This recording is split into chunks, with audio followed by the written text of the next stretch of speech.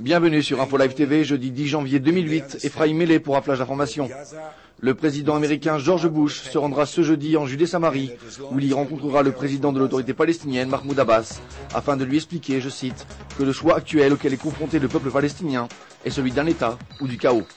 Le président américain a rencontré ce matin le chef de l'opposition Benjamin Netanyahou à Jérusalem, avant de prendre la route en direction de Ramallah. Le secrétaire général du Hezbollah, Hassan Nasrallah, a commenté à sa manière la visite du président américain George Bush dans la région. Il a notamment déclaré, lors d'un discours tenu à Beyrouth hier soir, que les États-Unis s'étaient engagés dans des conflits au Moyen-Orient afin de protéger Israël. Il a de plus qualifié, je cite, George Bush de soutenir l'État raciste d'Israël. La police française a récemment relevé le niveau de sécurité des principaux sites touristiques et stratégiques parisiens, ainsi que la garde rapprochée du maire de Paris, Bertrand Delanoë, en réponse aux menaces d'attentats terroristes proférées contre la France et contre la ville de Paris par le mouvement d'Al-Qaïda au Maghreb. Des menaces précises d'attentats avaient été découvertes sur un site islamiste la semaine dernière. Selon les révélations d'un ancien espion israélien, Israël aurait planifié en 1991 de saboter un navire de contrebande naviguant en mer Méditerranée, navire contenant des missiles balistiques en provenance de Corée du Nord et à destination de la Syrie.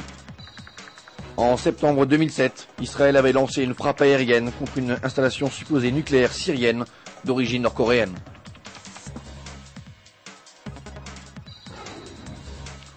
En marge des discussions cruciales sur l'Iran et sur l'avenir de la région, les dirigeants israéliens et américains, Ehud Olmert et George Bush, ont procédé hier à un échange de cadeaux de bienvenue. George Bush a offert à Ehud Olmert un ballon de football américain estampillé de l'insigne présidentielle. Ehud Olmert, de son côté, lui a offert un maillot de l'équipe israélienne de cyclisme ainsi qu'un GPS. Tel Aviv à vélo. En effet, la municipalité de Tel Aviv s'apprête à lancer très prochainement un appel d'offres international pour la mise au point d'un système de location de bicyclettes dans la ville, tel que déjà opérationnel dans les principales villes d'Europe et notamment à Paris. Merci de nous suivre sur Info Live TV, la première chaîne d'information israélienne internationale en direct de Jérusalem.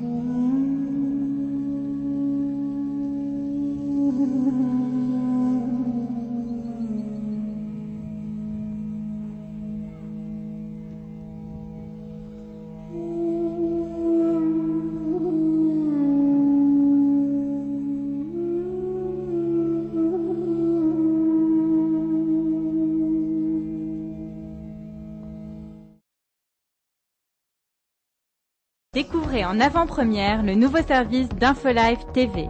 Recevez gratuitement chaque jour, en vidéo, les informations d'Israël et du Proche-Orient sur votre mobile.